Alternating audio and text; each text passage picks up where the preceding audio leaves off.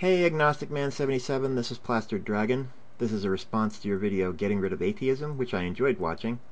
For anyone who's just stumbled on this response, you should probably check out the original video first. There's a link in the description.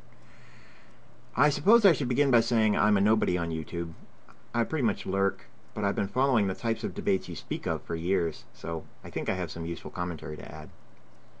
There are 4 ideas in your video I'd like to respond to. First, on presumption. At one point in your video, you mentioned how tiresome it is to have theists tell you what you believe when they hear the word atheism. And I agree, this is annoying. Everyone's worldview is likely to be at least somewhat unique, and nobody can say what's going on in other people's heads. Given that, I found it more than a little annoying when you assumed that the atheists in your audience were shaking their heads or screaming at the screen or whatever. I was annoyed that you felt the need to beg me to watch the video all the way to the end. It's insulting to the intelligence of your audience, and further, it's the exact sort of behavior you find annoying when it comes from theists. Please don't do this. Second, on theistic intransigence.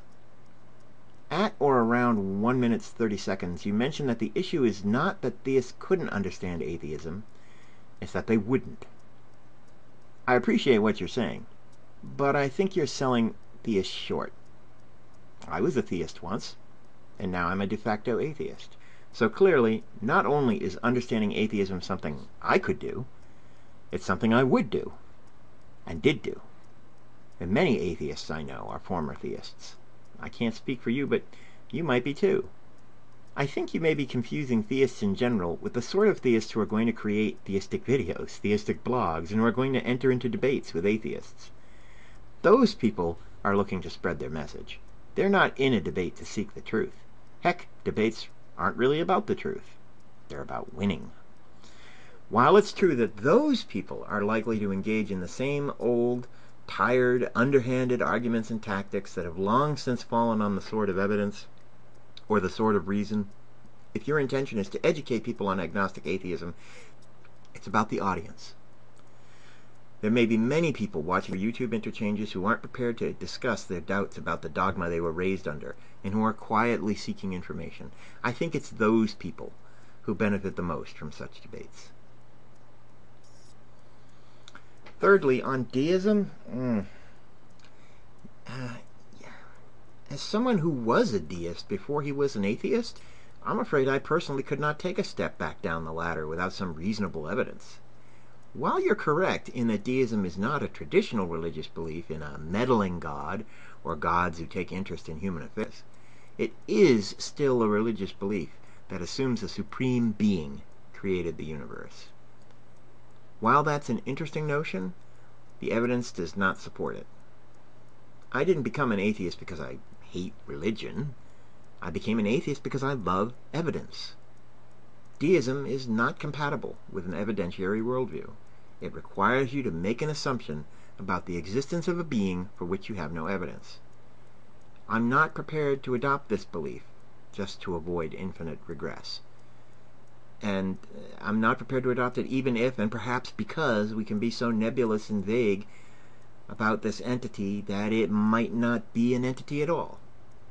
I think that's a semantical game, and I don't think semantical games are a reasonable basis for belief. I'm happy to stick with, I don't know. There's nothing wrong with that position. It's a very honest position. Far more honest than making up imaginary beings. Finally, on the benefits of adopting deism, and I apologize if I'm not getting this correct, but you seem to be of the opinion that if we switch to deism, these annoying, fallacious, dishonest, and often ludicrous arguments that theists toss at us will just go away. That arguing for the Christian God will be harder than arguing for the deistic God concept. I totally disagree. I think you will find all the old stupid arguments will simply be replaced with even older stupid arguments. Consider how vehemently people of different faiths will argue their beliefs, theist versus theist.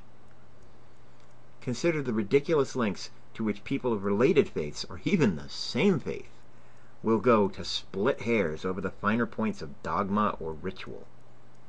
Theists have been arguing amongst themselves for a long time a lot longer than they've been arguing with atheists.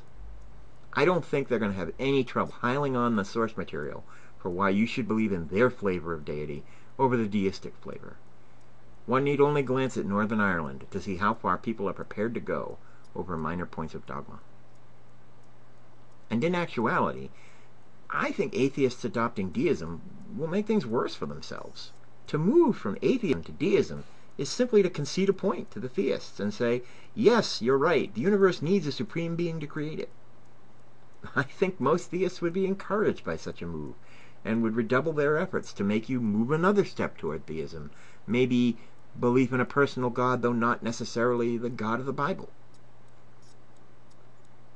Anyway, all that said, I'd like to close by saying I enjoyed your video, and while I disagree with parts of it, I'm looking forward to seeing more videos from you. You seem like an intelligent guy, and I like your enthusiasm. Okay, that's it. I hope you enjoyed this.